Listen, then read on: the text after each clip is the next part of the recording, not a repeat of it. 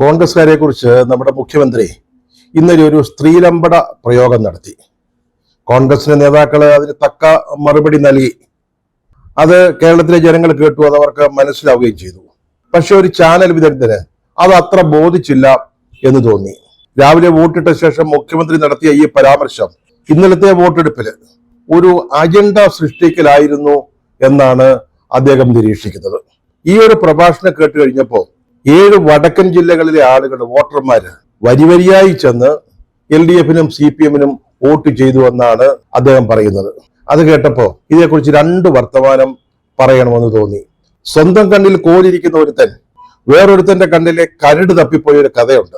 ഏതാണ്ട് അതേ അവസ്ഥയിലാണ്, അതുപോലെയുള്ള ഒരു അവസ്ഥയിലാണ് നമ്മുടെ മുഖ്യൻ ഇന്നലെ ചെന്നുപെട്ടത്.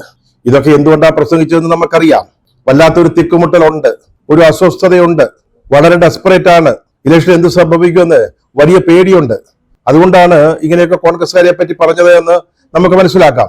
പക്ഷേ ഈ പറഞ്ഞ ആളിന്റെ അവസ്ഥയിലായി പോയി നമ്മുടെ മുഖ്യൻ.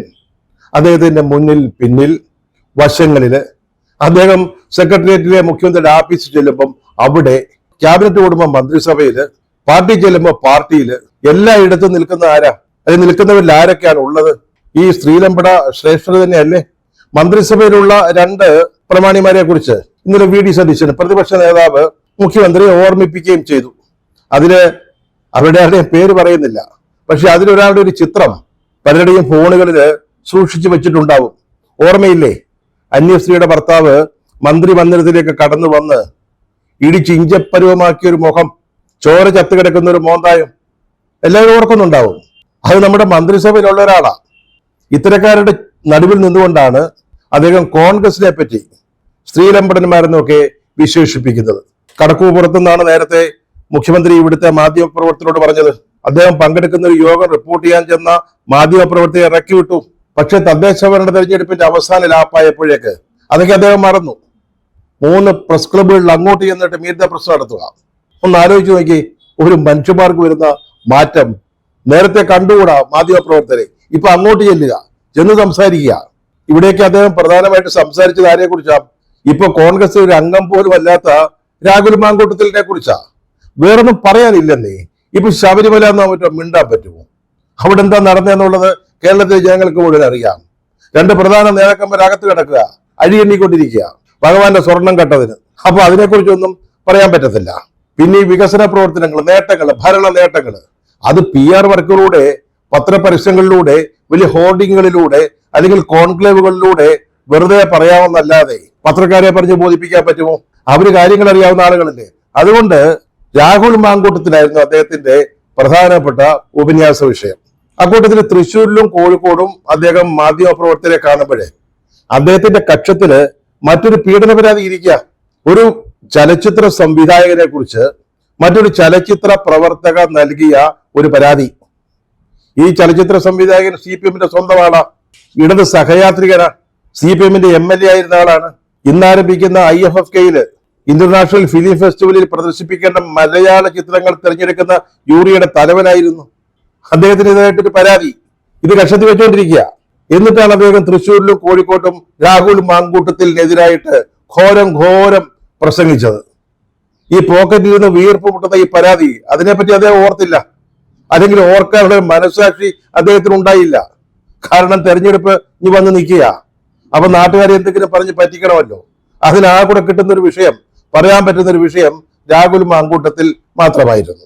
ഈ പരാതി PT കുഞ്ഞു മുഹമ്മദ്, അദ്ദേഹത്തെ കുറിച്ചുള്ള ഈ പീഡന പരാതി എങ്ങനെ പോലീസിൽ ഏൽപ്പിക്കും? PT കുഞ്ഞു മുഹമ്മദ് തൻകുഞ്ഞാണല്ലോ, തൻകുഞ്ഞ് പൊൻകുഞ്ഞാണല്ലോ. പൊൻകുഞ്ഞിനെ അങ്ങനെ പോലീസിലേക്ക് ഏൽപ്പിച്ചു കൊടുക്കാൻ പറ്റുമോ? മനസ്സിലാക്കണം, രാഹുൽ മാങ്കൂട്ടത്തിനെതിരായിട്ടുള്ള ആദ്യത്തെ പരാതി വന്ന ഉടനെ തന്നെ DGP ഏൽപ്പിച്ച ആളാ. ഉടൻ നടപടിയെടുക്കാൻ പറ്റുമെങ്കിൽ ഇപ്പൊ തന്നെ അറസ്റ്റ് ചെയ്യാൻ നിർദ്ദേശം കൊടുത്ത മുഖ്യമന്ത്രിയാ. പക്ഷെ ഇവിടെ PT കുഞ്ഞു മുഹമ്മദാ.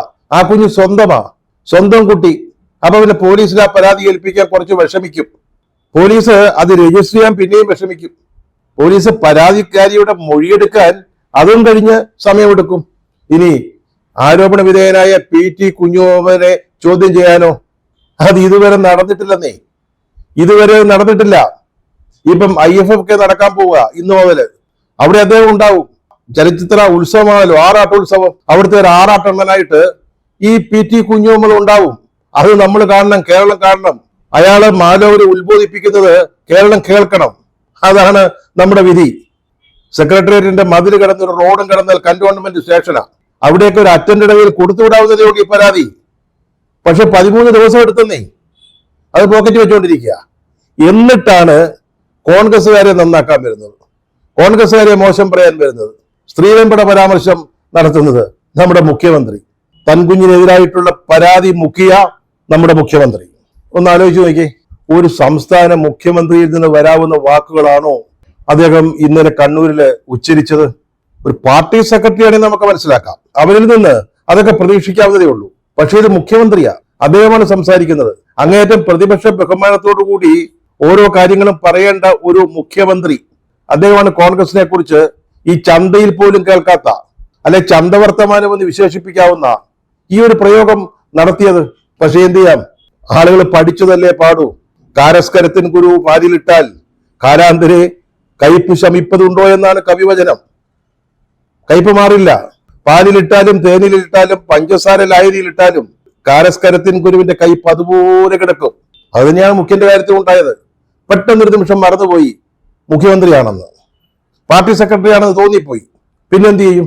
അപ്പൊ ഈ വക വാക്കുകൾ വരും. പരനാറി, നികൃഷ്ടജീവി മുതലായ മധുര കോമള പദാവലി കൊണ്ട് കേരളീയ മനസ്സുകളെ ആനന്ദത്തിൽ ആറാടിച്ച ഒരാളാണ്. അദ്ദേഹം ഇതൊക്കെ പറയുമ്പോ, പ്രത്യേകിച്ചും ഇവിടെ ഡെസ്പറേറ്റ് ആയിട്ട് നിൽക്കുമ്പോൾ, പ്രത്യാശ അറ്റ് നിൽക്കുമ്പോൾ ഇത്തരത്തിലുള്ള വാക്കുകൾ വന്നു പോകും. നമുക്ക് ക്ഷമിക്കാവുന്നതേ ഉള്ളൂ. ഈ സ്ത്രീലമ്പട പ്രയോഗം വോട്ടിംഗ് നാളിലെ ഒരു സർജിക്കൽ സ്ട്രൈക്കായെന്നാണ് ഈ ചാനൽ വിദഗ്ധൻ പറയുന്നത്. ഒരു അജണ്ട അതോടെ അങ്ങ് സെറ്റ് ചെയ്യപ്പെട്ടു. അങ്ങനെയാണ് ഈ 7 ജില്ലകളില് വോട്ടർമാർ മുഴുവൻ വന്ന് ഈ LDF-നും CPM-നും വോട്ട് ചെയ്തിട്ട് പോയത്. എന്തോ ഒരു അത്ഭുതകരമായ കാര്യമാണ്. ഒറ്റ പ്രയോഗത്തില് ഒരു തെരഞ്ഞെടുപ്പ് ദിവസം അജണ്ട സൃഷ്ടിക്കുക എന്ന് പറഞ്ഞാല് അദ്ദേഹത്തെ പോലെ ഒരു വിദഗ്ധൻ അത് മനസ്സിലായി എന്ന് വന്നാല് വളരെ പ്രധാനപ്പെട്ട കാര്യമല്ലയോ? ആരും ശ്രദ്ധിക്കാതിരുന്ന ഒരു കാര്യം കൂടെ ഈ ചാനൽ വിദഗ്ധൻ പറയുകയുണ്ടായി. അതായത് ശബരിമല എന്നൊരു വാക്കുപോലും ഈ തെരഞ്ഞെടുപ്പ് പ്രചാരണ രംഗത്ത് കോൺഗ്രസ് നേതാക്കളാരും ഉച്ചരിച്ചില്ലെന്ന്. അത്ഭുതകരമാണ്. UDF-ന്റെ കോൺഗ്രസിന്റെ ഈ തെരഞ്ഞെടുപ്പിൽ ഏറ്റവും പ്രധാനപ്പെട്ട പ്രചാരണ വിഷയം എന്ന് പറയുന്നത് ശബരിമലയായിരുന്നു. അവിടുത്തെ സ്വർണ്ണക്കൊള്ളയായിരുന്നു. ഭഗവാന്റെ സ്വർണം അടിച്ചുകൊണ്ട് പോയായിരുന്നു. പക്ഷെ ഒരു വാക്ക് പോലും പറയാന് കോൺഗ്രസിന്റെ നേതാക്കൾക്ക് കഴിഞ്ഞിട്ടില്ലെന്ന് അദ്ദേഹം നിരീക്ഷിക്കുന്നു. എന്താ ചെയ്യുക? പറഞ്ഞല്ലോ, ഇന്ന് IFFK തുടങ്ങുക. അതിന്റെ പ്രാരംഭമായിട്ട് അതിന്റെ വൈസ് ചെയർപേഴ്സൺ കുക്കു പരമേശ്വരൻ ഒരു കാര്യം പറഞ്ഞു. അവർക്ക് ഈ പരാതി കിട്ടിയെന്ന്. PT കുഞ്ഞുമ്മദിനെതിരായിട്ടുള്ള പരാതി. ഈ പരാതിക്കാരി ഇവരൊക്കെ നന്നായിട്ട് അറിയുന്ന ആളാണ്, നല്ല ധൈര്യമുള്ള ഒരു വ്യക്തിയാണ്. തനിക്ക് അത്തരത്തിലുള്ള അനുഭവം ഉണ്ടായാൽ തുറന്നു പറയാൻ ധൈര്യപ്പെടുന്ന ഒരാള് പരാതിയുമായിട്ട് മുന്നോട്ട് പോകുന്ന അവരോട് സംസാരിച്ച പോലീസിനോട് ഇതിനകം പറഞ്ഞു എന്നാണ് ഞാൻ മനസ്സിലാക്കുന്നത്. അങ്ങനെ ഒരു പരാതി കിട്ടിയെന്ന് കുക്കു പരമേശ്വരൻ പറഞ്ഞു. പക്ഷെ അക്കാദമി എന്ത് ചെയ്തു അക്കാര്യത്തിൽ? പറഞ്ഞില്ലേ, ഒരു ജൂറിയുടെ തലവനാ, ചെയർമാനാ. എന്താ എടുത്തത്? ഈ അക്കാദമിയുടെ വൈസ് പ്രസിഡന്റാണ് അമ്മയുടെ ജനറൽ സെക്രട്ടറി. നടി ആക്രമിക്കപ്പെട്ട കേസിൽ അതിജീവിതയ്ക്ക് അനുകൂലമായിട്ട് അമ്മയുടെ പ്രസിഡന്റോ സെക്രട്ടറിയോ ഒരു വാക്കെങ്കിലും പറഞ്ഞതായിട്ട് നമ്മളാരും ഇതുവരെ കേട്ടിട്ടില്ല, മിണ്ടിയിട്ടില്ല. ഇവിടെ PT കുഞ്ഞുമുഹമ്മദിനെ കുറിച്ച് ഒരു പരാതി വന്നു എന്ന് സമ്മതിക്കാനെങ്കിലും നമ്മുടെ വൈസ് ചെയർപേഴ്സൺ തയ്യാറായി. അത്രയും നല്ല കാര്യം. പക്ഷെ എന്തു ചെയ്തു അക്കാദമി എന്ന കാര്യം അദ്ദേഹത്തെ ഈ IFFK-യിൽ നിന്ന് മാറ്റി നിർത്തുമോ? അതാണ് അറിയേണ്ടത്. ആരോപണ വിധേയന. നിങ്ങള് രാഹുൽ മാങ്കൂട്ടത്തിനെ കുറിച്ച് എന്തൊക്കെയാണ് പറഞ്ഞത്? CPM അയാളെ ഉടനെ പാർട്ടിയിൽ നിന്ന് പുറത്താക്കണം, അയാളെ MLA സ്ഥാനത്ത് നിന്ന് രാജിവെപ്പിക്കണം, അയാളെ തൂക്കിക്കൊല്ലണം എന്നൊക്കെ പറഞ്ഞതാണല്ലോ. പക്ഷെ കുഞ്ഞുമ്മന്റെ കാര്യത്തിൽ എന്താ മിണ്ടാത്തത്? അറിയേണ്ട ഒരു കാര്യം, ഈ ഫെസ്റ്റിവലിൽ ആ ആളിന്റെ സാന്നിധ്യം ഉണ്ടാകുമോ എന്നുള്ളതാണ്. അക്കാദമിക്ക് അക്കാര്യത്തിൽ എന്താണ് പറയാനുള്ളത്? ഇക്കാര്യത്തിൽ ആർജവമുള്ള ഒരു വ്യക്തിയെ കണ്ടു, നടിയായ മാല പാർവതി. അവരെ ഫേസ്ബുക്കിൽ കുറിച്ചു. നേരം വെളുക്കാത്തതെന്താ? സഖാവായതുകൊണ്ടും ഇടതുപക്ഷമായതുകൊണ്ടും ഈ സംഭവത്തെ കൂടുതൽ ശക്തമായി അപലപിക്കുന്നു. അങ്ങനെ ഒരു വ്യക്തിയെ ഉണ്ടായുള്ളൂ. മാലാ പാർവതി ഇടതുപക്ഷ ആഭിമുഖ്യമുള്ള, അല്ലെങ്കിൽ ഇടതുപക്ഷത്തെ ഒരു സജീവ വ്യക്തിയാ. അവര് പക്ഷേ ധൈര്യം കാണിച്ചു ഇത് പറയാൻ. അവർ ചോദിക്കുന്നു, എന്താണ് നേരം വെളുക്കാത്തത് എന്ന്. ഈ പരാതി ചലച്ചിത്ര പ്രവർത്തകർ കൊടുത്തിട്ട് ഏതാണ്ട് ഇപ്പൊ ഒരു 3 ആഴ്ചയോളം ആവുകയാ. ഇത് മാധ്യമങ്ങളിൽ വന്നിട്ട് 3-4 ദിവസങ്ങളായി. അതിനെപ്പറ്റി ചെറിയ തോതിലുള്ള ചർച്ചയൊക്കെ നടക്കുന്നുണ്ട്. പക്ഷെ ഇവിടുത്തെ മിക്ക ചാനലുകളും അതേക്കുറിച്ച് വളരെ ബോധപൂർവമായ നിശബ്ദത പാലിക്കുക. രാഹുൽ മാങ്കൂട്ടത്തിന്റെ വിഷയം വന്നപ്പോൾ എന്തായിരുന്നു ഇവിടുത്തെ പുകിലും പൂക്കാറും? അയാളെ എങ്ങാനും സ്റ്റുഡിയോയിൽ കിട്ടിയാല് അവതാരകർ വെടിവെച്ചു കൊല്ലും എന്ന അവസ്ഥയാണ് ഉണ്ടായിരുന്നത്. അയാൾക്കെതിരെ എന്തൊക്കെയാണ് പറഞ്ഞത്. ഒരു പരാതിക്കാരിയുടെ ശബ്ദരേഖ കേട്ടപ്പോഴേ ഒരു ചാനൽ വിദഗ്ധന് തോന്നിയത് ഒരു പക്ഷിക്കുഞ്ഞ് കരയുന്നത് പോലെ തോന്നിയെന്ന. പക്ഷെ ഈ പരാതിക്കാരിയുടെ വേദന ഇവരെന്തുകൊണ്ട് മനസ്സിലാക്കുന്നില്ല?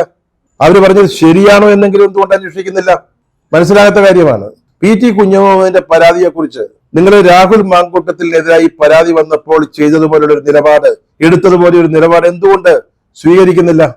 ശബ്ദരേഖകളൊന്നും ഇല്ലേ? അതൊക്കെ ഇറക്കണ്ടേ? കൃത്യം സമയങ്ങളിൽ നമുക്ക് അതൊക്കെ ഇറക്കണ്ടേ? എന്താണ് ഇതൊന്നും സംഭവിക്കാത്തത്? രാഹുൽ മാങ്കൂട്ടത്തിനെതിരായിട്ടുള്ള പരാതിക്കാരുടെ ഒരു ശബ്ദരേഖ പുറത്തു വന്ന സമയത്ത് അന്ന് ഇതാരുടെ ശബ്ദരേഖയാണെന്നൊന്നും വ്യക്തമല്ല. ആദ്യഘട്ടത്തിലാ. അന്ന് കേരളത്തിലെ വളരെ പ്രധാനപ്പെട്ട ചാനൽ അതേപറ്റി ചർച്ച നടത്തിയില്ല. മറ്റു പലരും അത് ചർച്ചാ വിഷയമാക്കി. കാരണം അവർക്ക് വേറെ അജണ്ടയുണ്ട്. രാഹുൽ മാങ്കൂട്ടത്തിലിനെ നിഗ്രഹിക്കുക എന്നൊരു അജണ്ടയുണ്ടല്ലോ. അതുകൊണ്ട് അവരെല്ലാവരും ചർച്ചാ വിഷയമാക്കി. അതിന്റെ പേരിൽ ഞാൻ നേരത്തെ പറഞ്ഞ ചാനലിനെ മുച്ചൂടും ചീത്ത പറഞ്ഞ ചാനൽ സഹാക്കൾ കേരളത്തിലുണ്ട്.